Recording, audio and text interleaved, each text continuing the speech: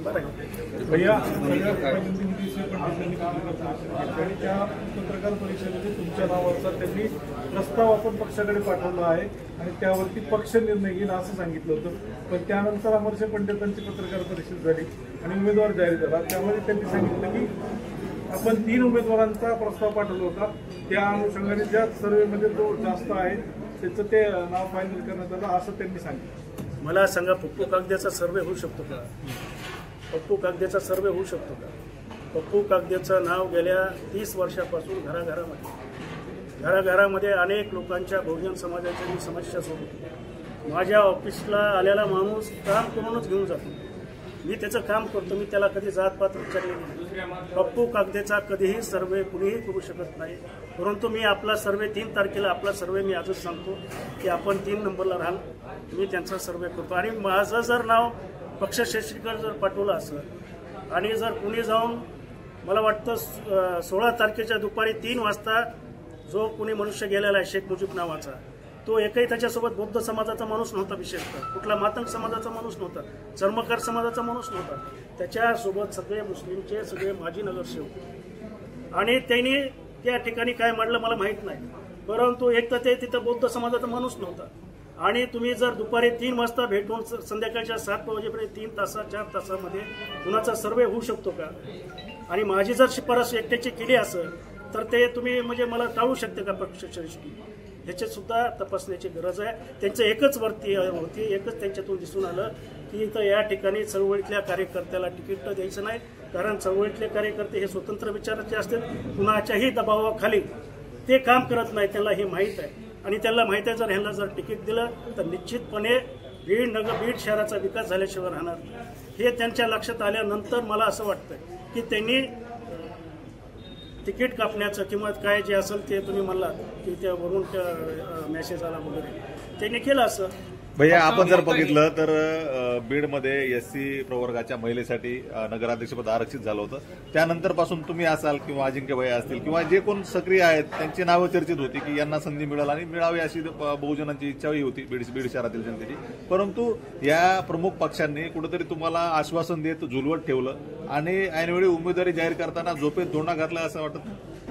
बघा, निश्चितपणे त्यांनी म्हणजे काय त्याला विश्वासघात केला, पूर्ण आंबेडकरी चळवळीचा विश्वासघात केला। त्याचं कारण असं आहे, ह्याच्यामध्ये भूमाफिया, तुमचा बाळू माफिया, गुटखा माफिया ही लोक घुसली, त्यांच्या दारात गेली आणि त्यांना इथल्या नगरपालिकेच्या माध्यमातून ज्या औकाफ बोर्डच्या जमिनी आहेत त्याचा PTR काढायच्या, त्या जमिनी त्यांच्या नावावर लावायच्या। इथं त्यांना गुटखा घराघरामध्ये नेऊन त्यांना 2 नंबरचा गुटखा हे करायचा आहे, ते बाळूचा धंदा करायचा आहे। ही लोक घुसली, अर्थकारण झालं, त्याच्यामध्ये तिकीट देण्यासाठी पैशाचा मोठ्या प्रमाणात व्यवहार झालेला आहे आणि हे कारण आहे की म्हणजे अर्थकारण झाल्यामुळं सुद्धा माझं तिकीट कटण्याचे संशय आहे। तुम्ही असं म्हणाला की राष्ट्रवादीला मतदान करायचं नाही, अजित पवार गटाला, तुम्ही जर भाजपचे मित्रपक्ष आहात, तुम्ही सत्तेत आहात, तुम्हाला तिकीट मिळालं नाही तुम्ही असं सांगता, मग आता मतदान कोणाला करायचं? ऐकून घ्या, या संदर्भामध्ये पूर्ण समाजाची बैठक जे आम्ही आज इथं प्रतिनिधी सर्व उपस्थित आहे, जो समाज निर्णय घेईल त्याच्या मी पाठीशी आहे।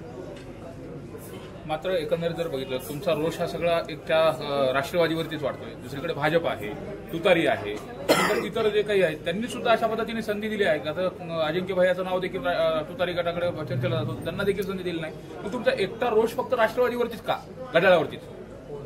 प्रश्न, राष्ट्रवादीने जर ओरिजिनल SC दिला असता, ओरिजिनल मातंग, चर्मकार, बौद्ध हा जर दिला असता तर मी त्याचं काम केलं असतं किंवा ही प्रेस घेण्याची सुद्धा मला वेळ आली नसती, परंतु ज्या पद्धतीनं त्याने एक मुस्लिम SCच्या नावाखाली उमेदवार दिला, त्या प्रवृत्तीला माझा विरोध आहे, त्या राष्ट्रवादीला विरोध आहे, त्या राष्ट्रवादीच्या प्रवृत्तीला विरोध आहे। दुसरी गोष्ट मी सांगितलं की मला पोलीस प्रशासनाने अजित पवारच्या दबावाखाली पोलीस प्रशासनाने मला नोटीस दिलेली, ती नोटीस अशी दिलेली की तुम्ही तुमच्या ऑफिसला फार मोठी गर्दी करताय, तुम्ही सोशल मीडियामध्ये काय वापरताय।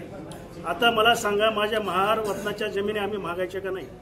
आम्ही महार वतनाच्या जमिनी आता सोशल मीडियावर जास्त व्हायरल झाल्या असेल, व आमच्या जमिनी आम्हाला महार वतनाच्या जमिनी तुम्ही परत द्या ना, आणि त्या ठिकाणी मला पोलीस प्रशासनाने नोटीस दिलेली आहे, तुमच्या ऑफिसला फार, माझ्या ऑफिसला इलेक्शन असो या नसो, आपण बघितलं 400-500 लोक मला रोज भेटतात 10 ते 5च्या दरम्यान. गुप्त माहिती आली असं सांगतात. गुप्त माहिती आली जर मला दाखवा की मी कुणाला धमकी दिली किंवा कुणाला काय केलं, गुप्त माहिती मला सांगतात ते, मी त्याला उघड माहिती देतो की या शहरामध्ये वेश्या व्यवसाय मोठ्या प्रमाणात, मटका मोठ्या प्रमाणात, पत्त्याचा कलप मोठ्या प्रमाणात आहे शहरामध्ये, गुटखा घराघरामध्ये आहे. ते काय पान नवीन निघाले आता, नवीन पिढी गुलचंद पान हे पोलीस पुरवतात, ते खातात त्यांना माहित नाही का? हे उघड माहिती आहे, कवत साहेबाला देतो. SP साहेब, माझ्या गुप्त माहितीची तुम्ही अजित पवारांच्या सांगण्यावरून किंवा पंडित साहेबांच्या सांगण्यावरून तुम्ही माझी गुप्त माहिती ठेवू नका. मी असल्या नोटिसीला भीक घालत नाही. मी आंबेडकरी चळवळीमध्ये गेल्या 30 ते 35 वर्षामध्ये पासून मी रोडवरची चळवळ करतो. प्रत्येक आंदोलनामध्ये मी अनेक वेळेस मध्ये जेलमध्ये गेलेलो आहे, म्हणून मी अशा नोटिसीला भीक घालत नाही. भाऊ, सुरुवातीपासून तुमचे नाव आघाडीवर होतं, मात्र विशेषतः पाहायला गेलं तुमचं नाव शेवटच्या क्षणी डावलण्यात आलेलं आहे. जिल्ह्यामध्ये तुमची भूमिका काय असणार आहे, विशेषतः गेवराईमध्ये तुमची भूमिका काय? माझी स्पष्ट भूमिका आहे की राष्ट्रवादी काँग्रेसने जे त्याच्या प्रवृत्ती दाखवली आहे त्या माझा विरोध आहे. आणि जिल्हा परिषदची निवडणूक असेल, नगरपालिकेची निवडणूक असेल, पंचायत समितीची निवडणूक असेल, या निवडणुकीमध्ये आंबेडकरी चळवळ त्याला धडा शिकवणार. गेवराई जिल्ह्यामध्ये, गेवराई नाही जिल्ह्यामध्ये. अध्यक्ष प्राध्यापक सुकुमार कांबळे असतील, वंचितचे अध्यक्ष बाळासाहेब आंबेडकर असतील, रिपाईचे संस्थापक अध्यक्ष रामदास आठवले साहेब असतील, आता हे तिघं एका व्यासपीठावरून कुठेतरी चर्चा करतात का? तुम्हाला थोडं विलंब आहे असं वाटत नाही का हे एकीकरण करण्यासाठी? आता पुढचं पाऊल कसं राहील का एकीकरण? निश्चितपणे आंबेडकरी समाजाचे, बहुजन समाजाचे जे नेतृत्व करतात आदरणीय प्रकाश आंबेडकर आहेत, आदरणीय रामदास आठवले, सुकुमार कांबळे यांनी या गोष्टीचा विचार केला पाहिजे. ही काही बीडचीच गोष्ट नाही. प्रत्येक ठिकाणी SCच्या कॅन्डिडेटवर दुसरा माणूस लादण्याचा प्रयत्न केला जातो किंवा काय म्हणजे त्याला बुजगवणं, नाही कुठं मिळाला तर एखादा बुजगवणं त्या ठिकाणी देण्याचं काम सर्व पक्षाच्या वतीने